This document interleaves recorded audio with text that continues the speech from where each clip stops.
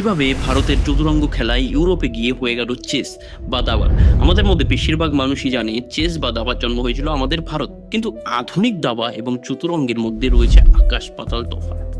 চতুরঙ্গ একটি সংস্কৃত শব্দ যার মানে চারটি অঙ্গ: রথ, গজ, অশ্ব বা ঘোড়া এবং পদাতিক মানে বুড়ি। এর মধ্যে কিছু গুটির চাল আলাদা এবং দুর্বল ছিল, যেমন মন্ত্রী, এটি শুধুমাত্র তির্যকভাবে এক ঘর চলতে পারত। গজ মানে হাতি, শুধু কোনাগুনি দুঘর চলতে পারত, কিন্তু এটি মাঝের গুটি টপকে যেতে পারত। এই হাতির চালটি নিয়ে অনেক মতভেদ আছে। পদাতিক মানে বোড়ে, এটা আধুনিক বোড়ের মতোই চাল ছিল, কিন্তু প্রথম চালে দুই ঘর এগিয়ে যাওয়ার সুবিধা ছিল না। তার সাথে বোড়ে যদি বোর্ডের শেষ প্রান্তে পৌঁছাতো তাহলে শুধুমাত্র মন্ত্রী হিসেবে উন্নীত হতে পারত। এখন আসি আসল গল্পে। ষষ্ঠ শতকে গুপ্ত সাম্রাজ্যের সময় পারস্য দেশের সঙ্গে বাণিজ্যিক উন্নতি হয়। এই সময় বাণিজ্য পথে চতুরঙ্গের খেলাটা ছড়িয়ে পড়ে পারস্যে।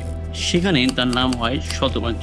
এরপর ধীরে ধীরে এটি পুরো ইসলামিক ওয়ার্ল্ডে প্রবেশ করে। এখানেও একটি নাম পরিবর্তন, সেটা হলো গজের।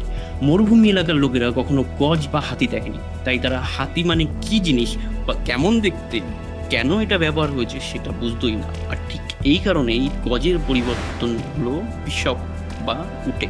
আরও একটা মজার তথ্য বলি, এই ইসলামিক দেশের হাত ধরে চতুরঙ্গ খেলাটি পৌঁছালো ইউরোপ দেশে, কিন্তু চতুরঙ্গে কোনো সাদা কালো ঘর ছিল না, তাই এই চতুরঙ্গ খেলাটি বুঝতে তাদের কাছে কঠিন হয়ে পড়ছিল। এরপর তারাই এই সাদা কালো ঘর তৈরি করে খেলাটি আরো সহজ করে নিল এবং মন্ত্রী, গজ, বোড়ে এগুলোর পাওয়ার বাড়িয়ে ফাইনাল পলিশিং করে এর নাম দিয়ে দিল চেস।